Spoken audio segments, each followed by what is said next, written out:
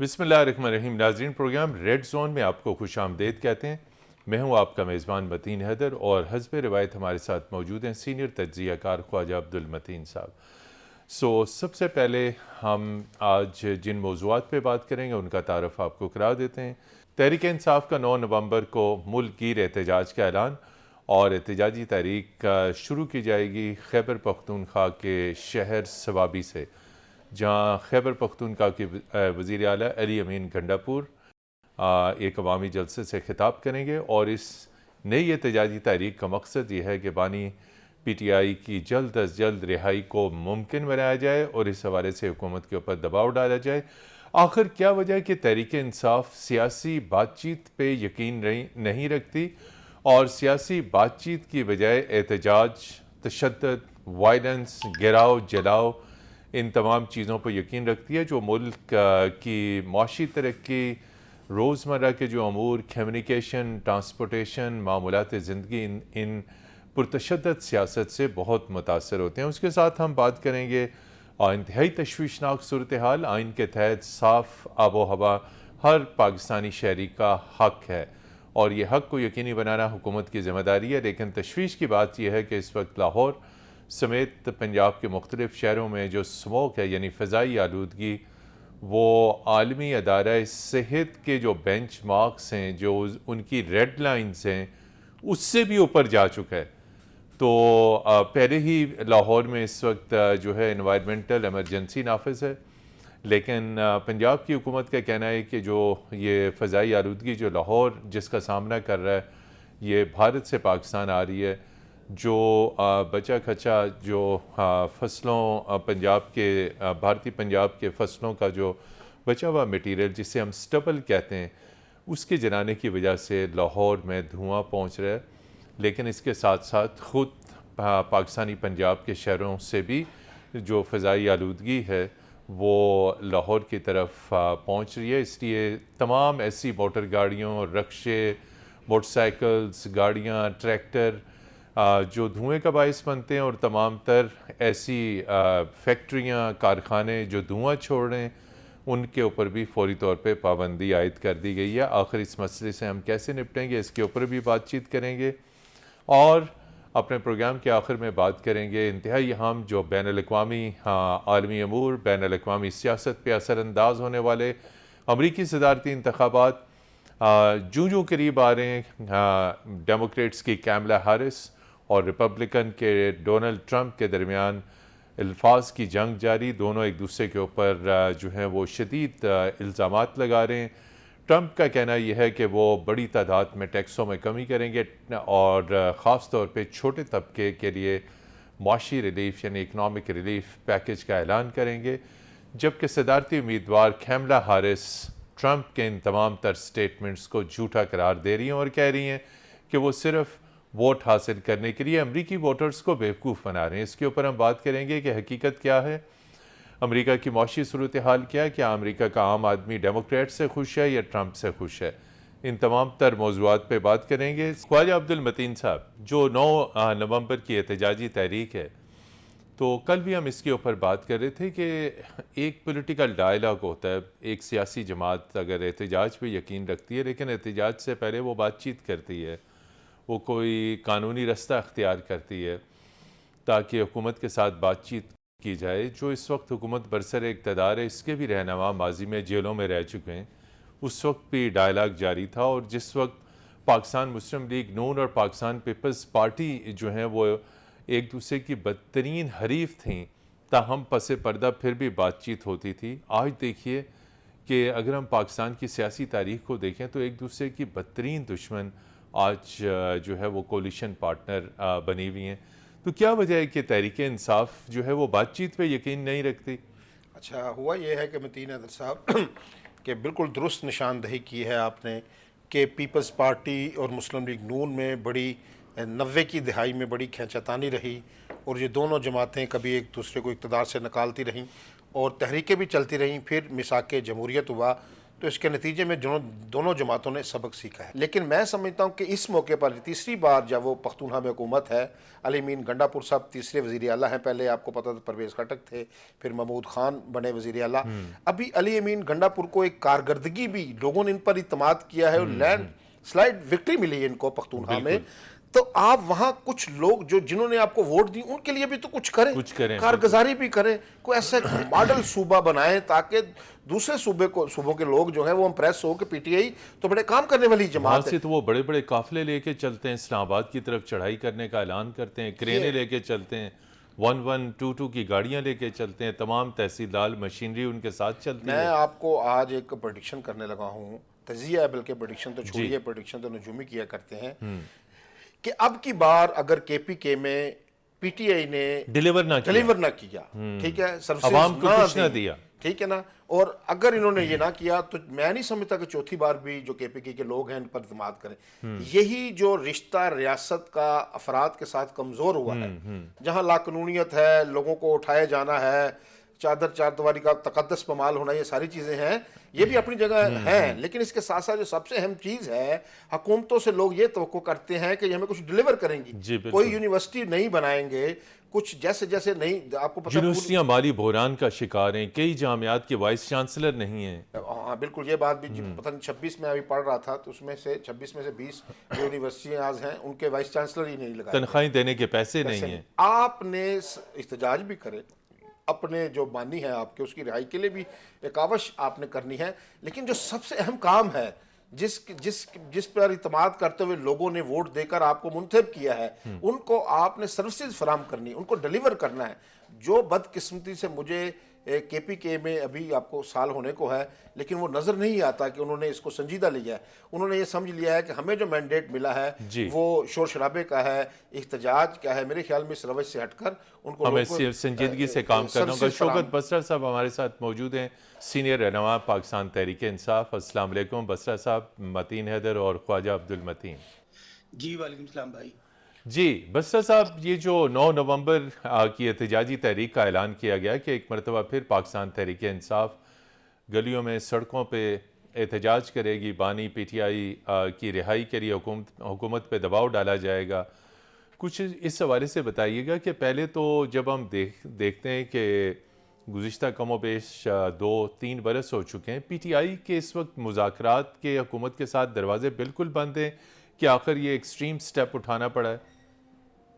पहले तो मेरी दुआ है कि जो लोग झूठ बोलते हैं मेरे समेत, या रियाकारी करते हैं, या खुशामद करते हैं, या जुल्म जबर और फस्तायत के साथी हैं या सहूलतकार हैं, अल्लाह ताला उनको इस दुनिया में भी और आखिरत में भी निशान इबरत बना दे।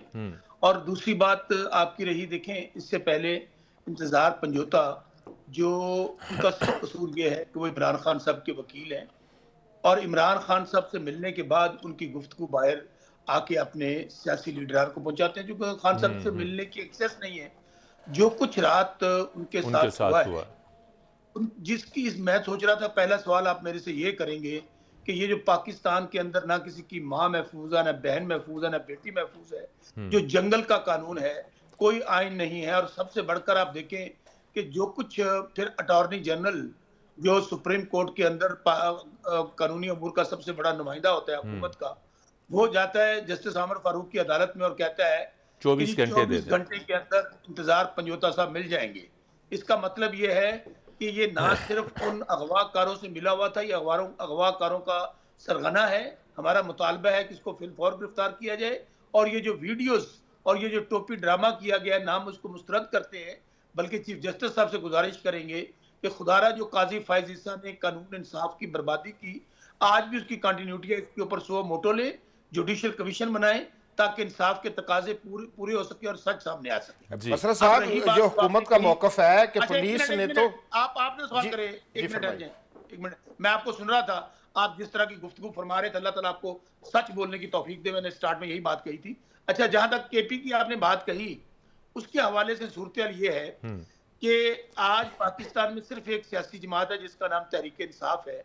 आपने हर जुल्म जबर बर्बरियत करके देख लिया। 2 साल से आपने इमरान खान साहब को आज 1 साल से ज्यादा अरसा हो गया जेल में डाला हुआ है। 200 से झूठे मुकदमात, पार्टी तोड़ दी, कैंडिडेट नहीं रहे, निशान छीन लिया, और इवन के जो कुछ फिर 8 फरवरी को हुआ वो कौम पूरी ने बता दिया कि जान अल्लाह दी वोट खानदा। जहां तक केपी की बात आपने कही, मेरे भाई, केपी वालों की रवायत है कि वो दूसरी बारी किसी को नहीं देते। आज यही हम बात कर रहे थे लगातार पहले, टेंडर बिल्कुल। है तहरीक इंसाफ का, और वहां पे किसी और जमात की कोई सीट ही नहीं है। जो 5-6 सीटें दी गई वो तमाम की तमाम वो हैं जिनके ऊपर हमारे ट्रिब्यूनल के अंदर केसेस हैं। जिस तरह पूरे पाकिस्तान के अंदर फॉर्म 47 बांटे गए रेवड़ियों की तरह, अगर मियां नवाज शरीफ बेचारा जो सबसे बड़ा लीडर था वो हार गया, मरियम हार गई, शहबाज शरीफ हार गया, तो जीता कौन है हमारे मुकाबले में? शौकत बसरा आप सबके आपके सामने बैठा है। आमर डिक्टेटर जनरल ज़ियाउल हक का बेटा मेरे से 50,000 वोटों से हारा। बहावल नगर का मेरा हल्का था, तीसरे नंबर पर था, उसको इन्होंने फॉर्म 47 दे दिया। तो इसलिए मेरे भाई, तहरीक इंसाफ को जब मुकाबला नहीं हो पा रहा, आप लोग जो जुल्म जबर करना चाहते हैं, तो क्या हमारा ये भी हक नहीं है कि आप मेरी माँ को उठा लें, मेरी बहन को उठा लें, मेरी बेटी को उठा लें, इंतजार पंजोता को उठा लें, हमें अब पुरअमन एहतजाज का मौका भी न दें? आप चाहते हैं कि यहाँ पाकिस्तान में, और मैं एक बात बता दूं आपको, ये सिर्फ जो कुछ पाकिस्तान में हो रहा है इसके ऊपर आवाज उठाना सिर्फ तहरीक इंसाफ, इमरान खान और उनके कारकुनों की जिम्मेदारी नहीं है, ये हम सब की कारकुनों की जिम्मेदारी है, पाकिस्तानियों की। वरना ये फिरौन जो इस वक्त जुल्म कर रहा है, इस बारी सब की आएगी। आज अगर कुछ लोग ये समझते हैं कि बारी तहरीक इंसाफ और इमरान खान की है, तैयार रहें। वो तमाम, मुझे लग रहा है जब काजी फायज ईसा पर एक एहतजाज हुआ लंदन के अंदर, बहुत सारे मैंने देखे यहाँ पर दानिश्वर, बड़े सहाफी, बड़े जय्यद, उनकी गैरत जाग गई। वो जी इतना जुल्म हो गया, और रात का मैं सोच रहा हूं, देख रहा हूं कि शायद किसी उस सहाफी के मुंह से, उस सियासी कारकुन जो आज फॉर्म 47 वाले हैं, जाली हुक्मरान, किसी के मुंह से एक लफ्ज नहीं निकला, और बल्कि ये कहा जा रहा है वो जी बरामद हो गया। इंतजार पंजोता को देखे पुलिस ने रिकवर कर लिया। यार कौन सी सदी में रह रहे हैं? ये कि 70-80 का पाकिस्तान है? ये कोई ब्लैक एंड व्हाइट टेलीविजन का पाकिस्तान है? इसलिए यही समझ नहीं पा रहे हमारे मध्य मुकाबले और मुखालफीन कि पाकिस्तान अब उस नहज पे चला गया है कि लोगों की सिस्टम के खिलाफ, इन जाली हुकूमतों के खिलाफ एक नफरत अपने नुक्ता अरूज पर है। और जो लोग यहाँ आके टेलीविजनों पे बड़े बड़े मुफक्कर बनते हैं या गुफ्तगू करते हैं, अवाम हंसती है उनके ऊपर। एक गांव का आदमी भी ये समझता है कि जो कुछ हो रहा है इमरान खान के साथ जुल्म हो रहा है, तहरीक इंसाफ को झुकाने के लिए हो रहा है। तो मेरे जाने दिन बातों को यार। नहीं, बसरा साहब ये बताएं कि ये जो पंजोता साहब के साथ जो वाकया पेश आया, इस पे हमने पहले भी बात की है, वो तो खुद कह रहे हैं कि मुझे जो अगवाकार थे वो पश्तो बोल रहे थे, मुझे ले गए। 2 करोड़ का, और जो हुकूमत जो बात कर रही है, 2 करोड़ की उन्होंने तावान की भी बात की है। हुकूमत ये कह रही है कि हमने, पंजाब पुलिस ने, हसन अब्दाल की पुलिस ने तो उन्हें बाजियाब करवाया है उनके चुंगल से। तो आपका मौक़िफ़ ये है कि ये हुकूमत सारा ड्रामा कर रही है, ये कहना चाह रहे हैं आप? मैं कह रहा हूं वो भी ड्रामा कर रहे हैं और आप भी गलत बयानी से काम ले रहे हैं। आपको भी नहीं, मैं गलत बयानी कैसे कर रहा हूं? मुझे बात करने दें। जी करें ना, आप पहले आपने तकरीर की, आपकी तकरीर सुनी हमने। ऐसे नहीं, ऐसे मैं मेहमान हूं आपका, मुझे बात करने दें। जी करें बात। आपको नहीं पता कि हकीकत क्या है? अल्लाह को हाजिर नाज़र जान के बताएं कि अल्लाह ना करे आप गिरफ्तार हों, आप अगवा हों, आपका बेटा, बेटी, माँ, बहन, अल्लाह ना करे, मैं कह रहा हूं, वो हमारे भी हैं। जिस दिन वो अगवा हुए ना 28 दिन, जिस दिन उनकी जो इंतजार पंजोते की सूरत हाल थी उनकी हुई, तो मैं देखूंगा अब टीवी पे बैठ के किस तरह ये मुफक्कर बनते हैं कि हुकूमत का मौकफ ये है, हुकूमत ये कहती है। मैंने तो, हमने तो दोनों मौकफ सामने रखे हैं। जो बसरा साहब ने बात की है, बसरा साहब आपने गुफ्तगू की अभी पूरी हमने सुनी है, 10 मिनट आपकी तकरीर, आपको पूरा मौका दिया गया, आपको पूरा मौका दिया आपने। अब दूसरा मौकफ हुकूमत का है, उसमें से नाज़रीन ने फैसला करना है कौन झूठ बोल रहा है, कौन सच बोल रहा है। वो तो हमने हुकूमत का हवाला देकर बात कर रहे हैं। आप हुकूमत नहीं, ना डंडी ना मारें। आप हुकूमत का मौकफ लेके बैठे हुए यहाँ पर, क्या हुकूमत का मौकफ है? मैंने आपको, हमने उन्हें बाजियाब करवाया है, और पंजोता साहब ये कह रहे हैं कि 2 करोड़ तावान मांगते रहे और पश्तो बोल रहे थे। मैं फिर कह रहा हूँ, अल्लाह ना करे किस दिन आप अगवा हुए ना, तो फिर मुझे आप तो बददवाओं पे आ गए हैं बसरा साहब। हम कहते हैं कि इंसाफ होना चाहिए। अगर जो भी हुआ है, आपने अभी मुतालबा कर दिया ऑन-एयर कि चीफ जस्टिस का नोटिस लें। अगर वो नोटिस लेते हैं तो दूध का दूध और पानी का पानी हो जाएगा। ये ड्रामा है या हकीकत है, सब कुछ सामने आ जाएगा। उन्होंने बात करनी है तो मुझे नहीं बुलाना चाहिए। जी फरमाइए, आप आपकी सुन रहे हैं सर बात, मुझे बात करने दें। जी। मैंने आपसे एक बड़ा आम फहम सवाल उठाया है कि चीफ जस्टिस आमर फारूक की कोर्ट में इस्लामाबाद, जहां पर 5-5 फुट के चप्पे पर सीसीटीवी कैमरास लगे हैं, हम उनकी अदालत में जाते हैं और हमें आमर फारूक साहब बार बार कह रहे हैं जी आज की पेशी कल की पेशी हुकूमत कह रही है, जब बताते हैं आपको, मुझे ये बता दें कि अटॉर्नी जनरल 2 दिन पहले ये बयान देता है कि 24 घंटे में इंतजार पंजोता साहब वापस आ जाएंगे, घर आ जाएंगे, मिल जाएंगे। उनके पास कौन सी गिदड़ सिंगी थी? अच्छा, वो बात भी हुई है, वो भी उनका- बता देते हैं आपको अटॉर्नी जनरल मुझे से बात करने दें, मुझे बात जी, मुकम्मल करने दें। जी करें। उनके पास याद, मैं तो हमारा मुतालबा बड़ा सादा से है कि अटॉर्नी जनरल को फिलफौर गिरफ्तार किया जाए। ये अगवाकारों का सरगना है जो उनके साथ ये मिला हुआ था, इसको पता था कि क्या मूवमेंट है। दूसरा एक और है जो बड़ा सो कॉल्ड मुफक्कर है, आजकल उसको बिठाया जाता है, जिस तरह फार्म 47 बनाए गए हैं, कुछ फार्म 47 वाले सहाफी हैं, उसको चैनल पे बिठाया जाता है, वो हसन अयूब को। वो क्या बता रहा है, वो भी चला दे ना। वो कह रहे हैं कि जी वो इस्लामाबाद में है, बिल्कुल खैर से है, कुछ उसको नहीं हुआ। हमारा मुतालबा बड़ा सादा सा है कि अगर ये इसमें ये फार्म 47 की हुकूमत मुलव्वस नहीं है, अगर एजेंसियां मुलव्वस नहीं है, तो भाई अभी तक क्यों नहीं जुडिशियल कमीशन बनाया गया, क्यों नहीं नोटिस लिया गया? बनाए आमर, सुने ना, आमर फारूक साहब एक काम करें, अपने आप को अलग करें, इस्लामाबाद के 3 जजेस का हाई कमीशन बना दें और उसकी लाइव प्रोसीडिंग दिखा दें, या चीफ जस्टिस याहिया अफरीदी साहब वो 3 मोस्ट सीनियर जजेस का एक जुडिशियल कमीशन बना दें, तो आपको पता चल जाएगा आपका मुतालबा बसरा साहब आ गया। अब आगे चलते हैं। आप आगे बढ़ते हैं, आपका मुतालबा आ गया, चीफ जस्टिस साहब बनाते हैं या आप दोबारा उनको अटॉर्नी कोर्ट से जनरल गिरफ्तार किए जाएं। रजू करें। आप आपके जो काउंटर एक सवाल करे तो आप समझते हैं उनको साथ मिला देते हैं, मुखालफिन के इनके साथ मिले।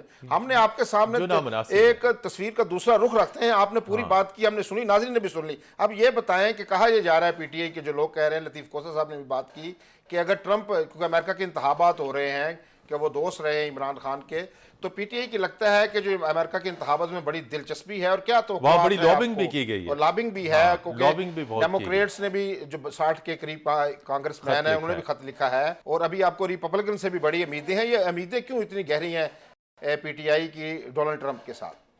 इसके ऊपर हमारा बड़ी वाज़ेह पोजीशन है कि इमरान खान साहब और तहरीक इंसाफ 2 साल से उनके ऊपर जुल्म जबर बर्बरियत हो रहा है, झूठे मुकदमे दर्ज हो रहे हैं।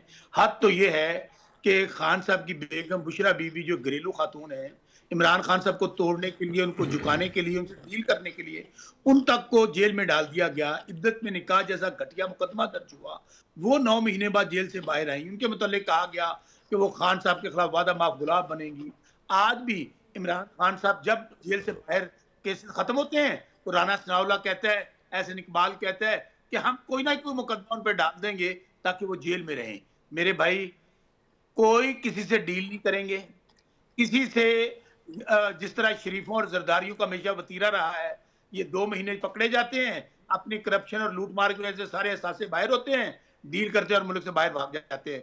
नहीं भागेंगे। अब रही अमेरिका की बात, पाकिस्तान में सूरत ये है कि आपको माजी में तो हम जाते ही नहीं है ना। शहीद जुल्फकार अली भुट्टो को तख्ता-ए-दार पर किसने लटकाया, कि जिस तरह एक आमर डिक्टेटर जनरल ज़िया-उल-हक ने साजिश करके अदालतों के जरिए उनको सजाए मौत दिलवाई, फांसी का फंदा चढ़ाया, वो किसने किया था? अमेरिका ने किया था। और यहाँ पर ज़िया-उल-हक उनका सहूलतकार था और अदालतें सहूलतकार थी। इसी तरह पाकिस्तान में जब रिजीम चेंज हुआ, साइफर आया कि जी अगर इमरान खान को नहीं उठाओगे तो आपको कॉन्सिक्वेंसेस फेस करने पड़ेंगे। तो मेरे भाई, अमेरिका का असर और सुख पाकिस्तान में रहा, हुकूमतें बनाने में, गिराने में, जैसे हमारी हुकूमत गिराई गई और सहूलतकार कौन बने? यही फार्म 47 का पीडीएम का टोला, यही अदालतें, यही निजाम। हम तो ये कहते हैं कि किसी भी मुल्क के साथ, खा अमेरिका हो, खा कोई हो, हमारी बराबरी की बुनियाद पर ताल्लुकात होने चाहिए। बिल्कुल, यहाँ पर ले रही है ब्रेक। हमने कहा है जब हमने कहा है कि ट्रंप जीत जाएगा तो वो हमें आजाद करवाएगा। मेरे भाई, ये कोसर साहब ने बात की है सर, जेल से रहाई लेनी होती तो हमें तो जब बहुत पहले सौदेबाजी कर चुके था। जी, यहाँ पर लेते हैं एक ब्रेक और ब्रेक के बाद आपकी खिदमत में फिर हाजिर होंगे, हमारे साथ रहिएगा। जी नाज़रीन, प्रोग्राम रेड जोन में एक मरतबा फिर खुश आमदीद, और हम बात करेंगे अमरीकी सदारती इंतखाबात की जो 5 नवंबर को होने जा रहे हैं। मुकाबला इंतहाई सख्त है, डेमोक्रेट की उम्मीदवार कैमला हैरिस और रिपब्लिकन डोनाल्ड ट्रंप, और इससे इन सदारती इंतखाबात से मुतल्लिक जो जुड़े हुए मौज़ूआत हैं, इश्यूज़ हैं, उस पर बातचीत करने के लिए हमारे साथ एक इंतहाई सीनियर डेमोक्रेट रहनुमा जो इस वक्त अमरीकी सदर बाइडन के मुशीर बराए आर्ट्स और कल्चर भी हैं, डेमोक्रेटिक पार्टी में इंतहाई सीनियर पोजीशन पे हैं। अमरीकी इंतखाबात, अमरीकी सियासी निज़ाम, बैनुल-अक़वामी हालात पर गहरी नज़र रखते हैं और हमारी खुशकिस्मती है कि हमें उन्होंने अपने मसरूफियत के बावजूद उन्होंने वक्त दिया। शाहिद अहमद खान साहब हमारे साथ मौजूद हैं बराह रास्त अमरीका से। शाहिद खान साहब, सुबह बखैर और इस्लामाबाद से गुड इवनिंग। आपका thank you very much for taking me on the call जी, and very nice endorsement as well. Thank you जी शाहिद अहमद खान साहब, कुछ ये बताइए, बिल्कुल इस वक्त ताज़ा तरीन बताइए कि इस वक्त सदारती मुहिम कहाँ पहुंची है और कितना सख्त मुकाबला डेमोक्रेट्स और रिपब्लिकन्स के दरमियान, कौन आगे जा रहा है और कौन पीछे है? बहुत शुक्रिया, वेरी रेलेवेंट क्वेश्चन। ये इलेक्शन अमेरिका की तारीख का एक बहुत अनयूजुअल इलेक्शन है।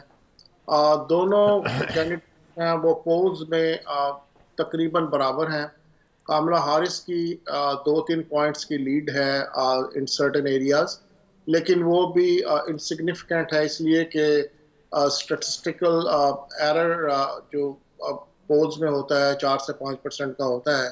तो बस आप ये समझ लीजिए कि ये it's a very tight race, it's a very close election और इन द एंड हमें उम्मीद है कि Kamala Harris will win. The reason, there are multiple reasons for it, क्योंकि कामला हारिस का जो एजेंडा है वो आम अमेरिका का अमेरिकन के लिए एजेंडा है। जो ट्रंप का एजेंडा है वो एक बिल्कुल डिफरेंट एजेंडा है। तो this election it all about choices कि किस तरह से फ्री वर्ल्ड के लीडर को अमेरिकन सिटीजन देखना चाहते हैं, उनकी एक परसेप्शन क्या है उस लीडर के बारे में कि जब वो 1600 पेंसिल्वेनिया एवेन्यू को ऑक्यूपाई करेगा तो वो अमेरिका कैसा होगा, उनके लिए क्या उसकी पसंद क्यों का होगा। तो दोनों कैंडिडेट्स हैं, उनकी विजन अमेरिका के बारे में इस इलेक्शन में बिल्कुल मुख्तलिफ है बहुत ज़्यादातर चीज़ों में। जी शाहिद साहब, ये बताइए कि अमेरिकन नेशनल गार्ड्स को भी तलब कर लिया गया है इन खदशात के पेश नज़र के नताइज के अख्ताम के ऊपर रिपब्लिकन पार्टी की जानिब से पुरतशद्दद जो हैं वो मुजाहरे हो सकते हैं। तो क्या ये बात सही है कि नेशनल गार्ड्स इस वक्त जो हैं वो एमरजेंसी कॉल पे हैं, उन्हें तलब कर लिया गया और इस किस्म के फसादात का ख़तरा भी है? क्या आप देख रहे हैं ऐसे? देखिए, ये अब आप देखिए कि पहले ऐसे क्योंकि हो चुका है और ख़तरा तो ज़ाहिर है, लोग इमोशनल हैं। लाइक मैंने कहा, जैसे आपको बताया अपने पिछले कमेंट में कि कंट्री इज़ डिवाइडेड, राइट। एक दो साइड तो पहले ऐसे नहीं होता था है। हाँ, बहुत ज़्यादा तकसीम हो गई है मुल्क में और जो दोनों कैंडिडेट्स हैं उनकी विजन बिल्कुल डिफरेंट है अबाउट द यूएस। तो इसमें इमोशंस भी कई दफ़ा हाई हो जाते हैं और पॉसिबिलिटीज तो होती हैं कि इसमें कोई लड़ाई झगड़ा भी हो जाए। तो नेशनल गार्ड्स को तो बिल्कुल अलर्ट पे रखना चाहिए इस वक्त।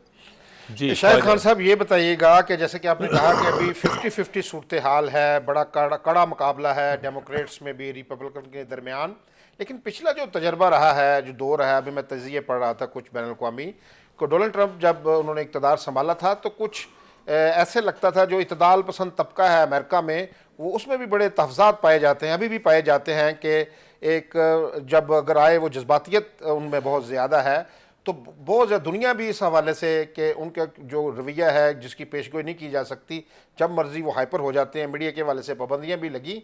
आप क्या समझते हैं इस वक्त जो पाकिस्तान में बिलखुसूस एक सूरत हाल यहाँ डेवलप हो रही है? ये कहा जा रहा है पीटीआई रहनुमाओं की तरफ से कि अगर डोनाल्ड ट्रंप आ जाते हैं तो इमरान खान है उनकी रिहाई मुमकिन हो सकेगी। क्या समझते हैं पाकिस्तान की सियासत पर अगर कमला हारिस जीतती हैं क्या असरात होंगे, डोनाल्ड ट्रंप आते हैं क्या असरात होंगे? ये सारे सिनेरियो में ज़रा पस मंज़र में हमारे नाज़रीन को बताइए सर। देखिए, दुनिया में करीबन 194 कंट्रीज़ हैं और there is only one super power. तो हर कंट्री जो रेलेवेंट कंट्री है, हम तो क्योंकि पाकिस्तान से मेरी भी बैकग्राउंड है, बोर्न एंड रेज्ड देयर, और आप भी इस वक्त पाकिस्तान में और पाकिस्तान के चैनल पे बात हो रही है, तो हम ये समझते हैं कि अमेरिका का फोकस सिर्फ पाकिस्तान है और पाकिस्तान के बारे में अमेरिका की पॉलिसी क्या होगी, वो ऐसा नहीं है। पॉलिसीज जो फॉरेन पॉलिसीज हैं वो एक सिस्टम के तहत बनती हैं. There are trilateral commissions, the Pentagon, the Department of State, there are think tanks, there are universities, और एक पॉलिसीज मर्ज होती हैं, उसके बाद वाइट हाउस से वो इम्प्लीमेंट होती हैं. तो पाकिस्तान के बारे में भी पॉलिसीज जो हैं वो बनी बनाई होती हैं, उसके बाद उसमें चेंजेस होती रहती हैं और वो उस तरह से इम्प्लीमेंट होती हैं. जहाँ तक पाकिस्तान का ताल्लुक है, इन 194 कंट्रीज में पाकिस्तान की सिग्निफिकेंस क्या है? पाकिस्तान बहुत एक रेलेवेंट कंट्री है यूनाइटेड स्टेट्स के लिए, पहले भी था, अब भी है, फ्यूचर में भी रहेगा. कोई ना कोई सिचुएशन ऐसी होती है जिससे पाकिस्तान, क्योंकि जब से पाकिस्तान बना है 1947 से, तो पाकिस्तान का जो पहला इंटरेक्शन था, इंटरनेशनल इंटरेक्शन, जब वो डिसाइड किया गया था कि किस तरफ हमें जाना है, वो लियाकत अली खान साहब जो थे वो अमेरिका आए थे.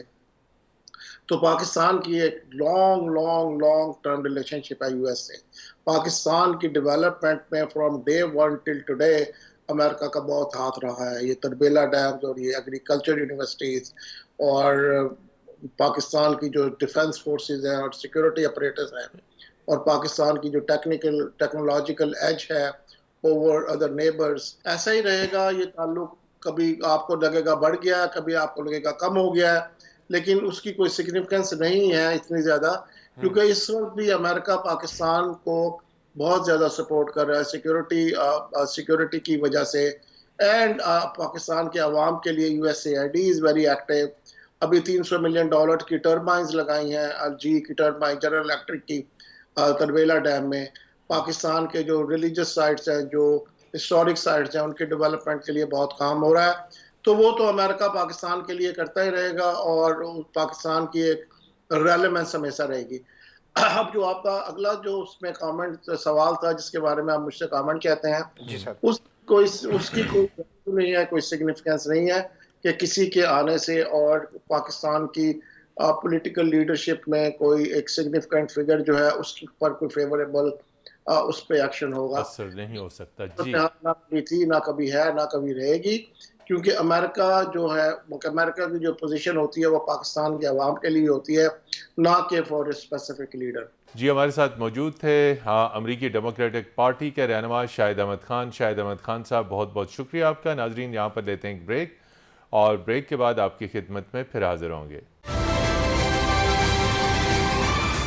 जी, प्रोग्राम रेड जोन में एक मरतबा फिर खुश आमदेद कहते हैं. लाहौर की फ़िज़ाई आलूदगी एक बहुत बड़ा बैनुल-अक़वामी और कौमी चैलेंज बन गया. इस वक्त पंजाब हुकूमत ने एमरजेंसी नाफिज कर दी है. शहरियों का सांस लेना मुश्किल है. आप घर की खिड़की नहीं खोल सकते, घर के अंदर फ़िज़ाई आलूदगी आ रही है. आप शहर में ट्रेवल करेंगे तो आपकी आंखें मुतासर हो रही हैं, आपका सांस मुतासर हो रहा है. आखिर इस चैलेंज से निपटेंगे कैसे? अच्छा, ये रेलिवेंट है जो भारतीय पंजाब है उसके साथ. हमारे यहाँ काफ़ी कंट्रोल कर लिया है. जो फसल की बाकियात होती हैं उसको जलाने पर पाबंदी बड़ी सख्त तरीके से लगाई गई है. लेकिन लाहौर के साथ ही आपको पता है अमृतसर है, उसके साथ बाकी लुधियाना, चंडीगढ़, वहाँ से जो वो भारतीय पंजाब में मुतअद्दिद शहरों में वो बाकियात जलाई जाती हैं, जिससे वो जो गोले हैं धुएं के वो धुंध में शामिल होकर एक बीमारी स्मोक की शक्ल इख्तियार कर लेते हैं. इसके लिए हमें फौरी भारतीय पंजाब के वज़ीर आला या भारतीय हुकूमत से बात करना होगी कि वहाँ सख्त पाबंदियाँ आयद की जाएँ. इससे क्योंकि आलूदगी फैल रही है, बिलखसूस जो लाहौर 1.5-2 करोड़ आबादी का बहुत बड़ा शहर है, उसमें बीमारियाँ फैल रही हैं. मेरी फैमिली वहाँ है, मैं जानता हूँ कि बहुत ज़्यादा गले की, नाक की और जो सांस के हवाले से आंखों की बीमारियां फैल रही हैं. ये हमें फौरी तौर पर अगर ये ग्रीन एमरजेंसी लगा दें लाहौर में, इससे कोई फ़ायदा हासिल होने वाला नहीं है. जब तक जो भारतीय पंजाब है, अमृतसर के गुर्दोनवा में जो देहात हैं जहाँ जो फसलों की बाकियात जलाई जा रही हैं, वहाँ उसको रोका जाना चाहिए, क्योंकि हवाओं का रुख इधर था तो सारी आलूदगी इधर की तरफ आ गई. दूसरी तरफ होता तो आलूदगी दूसरी तरफ चली जाती. क्या ये इन हालात में मुमकिन है, चूँकि वहाँ पर आपने जिस तरह बताया कि भारतीय पंजाब में एक्चुअल वहाँ पे जो फसलों की बाकियात है वो जलाई जा रही है, जिससे लाहौर मुतासर हो रहा है. अच्छा, तो टेलीफोन कॉल मुमकिन है? बिल्कुल मुमकिन है. मैं कहता हूँ ये देखिए, ये लोगों की सेहत का मसला है. पिछले दिनों असद कैसर साहब हैं PTI के, उन्होंने बड़ा एहतजाज किया कि जब हमने बात की थी वज़ीर आला पख्तूनख्वा ने कि हम अफगानिस्तान से बात करेंगे तो इसको उससे बहुत एहतजाज किया गया. तो अब जब मरियम बीबी ने ये बात की है ये देखें, ये दोनों बातें भी रेलिवेंट नहीं है मतीन हैदर साहब। एक सिक्योरिटी इशू है, सिक्योरिटी इशू पर जब भी बात करती है वफाकी हुकूमत बात करती जी, है, दफ्तर खारजा खत लिखता है, बिल्कुल ठीक है ना? बुनियादी तौर पे तो वो सूबे खारजा security पॉलिसी में मैटर नहीं करते और ना बिल्कुल मदाखलत सही। करते हैं। ये इतराज उनका बिल्कुल बिला जवाज था। अब ये एक सेहत का मसला है। 1.5-2 करोड़ लोग हैं लाहौर में और गिरदोनवा में भी मैं समझता हूँ 12 करोड़ की आबादी ये का हमारे सूबा वजीर है। खारजा को फोन करना चाहिए। आज मसलन इस कोई भी फ़ोन कर ले, मसलन इस हवाले से भारतीय हुकूमत को भी ये सोचना चाहिए कि हमारी वजह से, हमारे किसानों की गलत पॉलिसी की वजह से भारतीय जो पंजाब की हुकूमत है, वहाँ के जो वज़ीर आला हैं, वो वहाँ बाक़ियात जलाने पर काबू नहीं पर ये लेकिन आपको लोकली इशू पे आए ना, लेकिन इश्यूज हमारे पास चैलेंजेस लोकल भी हैं। लोग, हाँ बिल्कुल। लाहौर इस वक्त 2 करोड़ आबादी से जायद का शहर है। तो वहाँ जो धुआं निकालने वाली गाड़ियाँ, उनके ऊपर कोई चेक एंड बैलेंस नहीं है। लाहौर के मज़ाफ़ात तमाम जो वहाँ पे फैक्ट्रियाँ हैं, जो ईंटें बनाने के भट्टे हैं, उनसे मुसलसल धुआं निकल रहा है। लोकल इश्यूज भी हैं हमारे पास। मैं कहता, अभी जो इंटरनेशनल एजेंसी की एक रिपोर्ट आई है ये स्मोक के इशू पर, उसमें ये सारी वजूहात बयान की गई हैं कि ये पाकिस्तान का इशू नहीं है, ये पाकिस्तानी पंजाब का इशू नहीं है। ये सारा जो धुआं है ये भारतीय पंजाब से आ रहा है, अमृतसर से, वहाँ से आ रहा है। लेकिन ये तो पहले ही दिन से हम कह रहे हैं कि जिस तरह बेदर्दी के साथ लाहौर में दरख्तों की कटाई हुई है, देखिए, ठीक है ना, और कंक्रीट के हमने पहाड़ खड़े कर दिए हैं, जंगल बना दिया है कंक्रीट का। और वहाँ वाकयातन, अब मैं भी जाता हूँ, मेरी पैदाइश लाहौर की है, मैं जाता हूँ तो मुझे सांस में मसला होता है वहाँ, ठीक है।